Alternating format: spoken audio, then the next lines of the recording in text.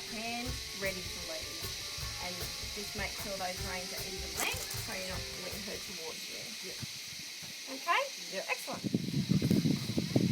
Okay, I'm going to show you how we're going to lunge Millie. We've got a halter on underneath the bridle, and we're just going to be doing our lunging from the halter. Usually you can have a halter that has a ring on top of the halter for lunging. So it basically helps you with speed control and direction, but Millie's a really good horse to lunge, so we're quite happy to use the ring on the bottom here of the halter. So having the halter nice and firm.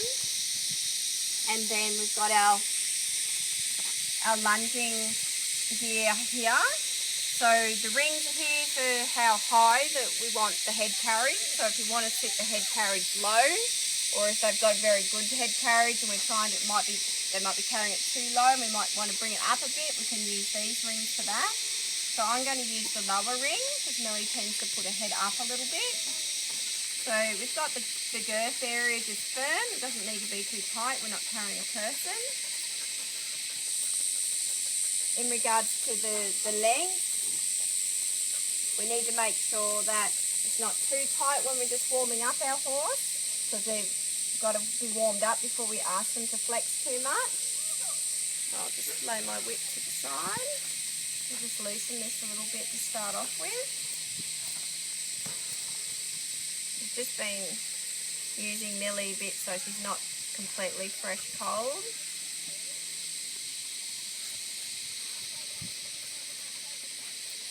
So she's a little bit warmed up already.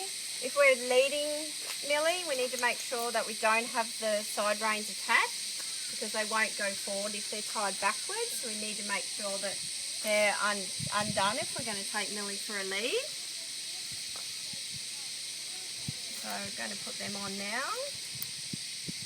The elastic in the side reins is to give a little bit of give, so they're not completely restricted if they're tight.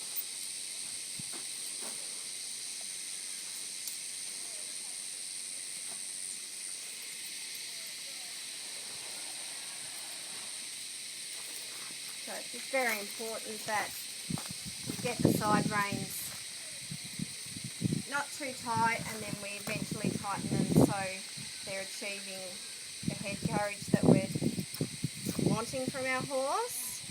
So we shouldn't have to stretch too much. It should just be easy to clip on the bit. Clutch is a little bit warmed up. That's probably just the length that I want them. If I was completely cold, I'd probably start off with one looser. So that's just asking for a tiny bit of head carriage flexion now. It's not pulling her back too much. It's got a little bit of give here.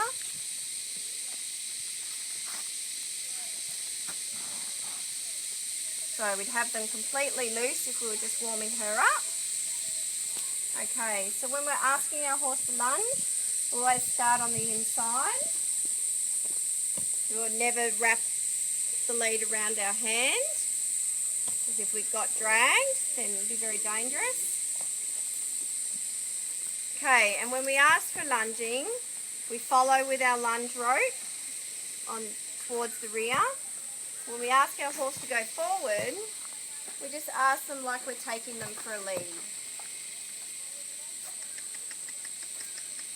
So we ask for the movement, we slowly guide with our inside hand closer to the hand. So we guide with our hand, and then we use our lunge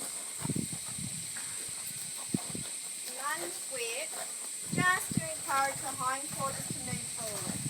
So when Millie doesn't want to go forward, we need to stand in line with the girth of the horse, so we're parallel with our horse. We're not standing in front of our horse, in front of the eye line. So I got too far in front then. That means Millie started to slow down. You don't want to have to be a bit of encouragement with the whip. And steady. Using our voice a lot for our movement. Encourage. So a little bit too far in front near her eye, asking her to slow down, and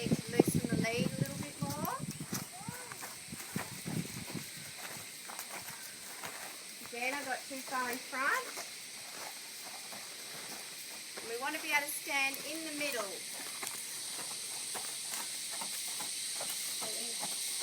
And steady. Just walking, Millie. Steady. Good. So standing in the middle so we're not walking around too much. We don't want to do the work, it's our horse doing the work. If we're moving around too much, we're going to be exhausted, especially if we've got to lunge multiple horses. So now I've got a good line with the girth. Millie's going around nicely, she's not slowing down. And then my whip, only ask her to move forward when I want a faster pace. So it's now down on the ground because I'm quite happy with Millie at the moment. Now if I just ask for a little bit of a more of a working walk, a little bit of whip to encourage. Good, now we're stretching Millie out. Now if we're asking for the trot, we then just guide a little bit with our hands, and a little bit more whip and our voice, trot on. So using our voice to getting her to move on. Trot on. Good. Encourage with the whip. Got a good pace, so we don't need to do much more with the whip.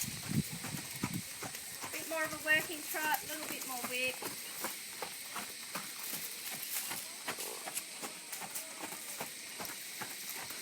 And then steady, a little bit of hand up towards the eye, steady. And walk. And whoop. So it's good to have your horse prone to looking towards you.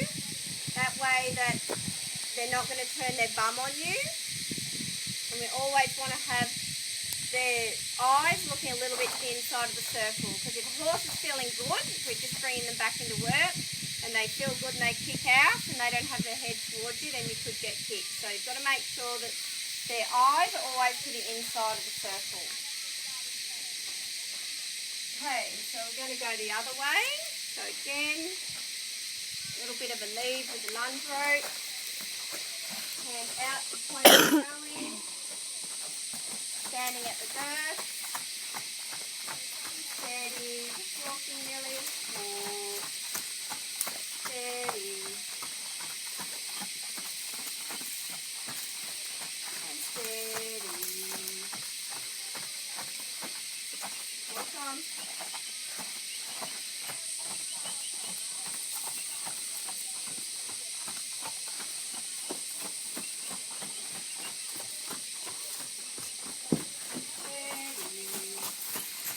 Too much whip there. Steady. Good girl. And canter.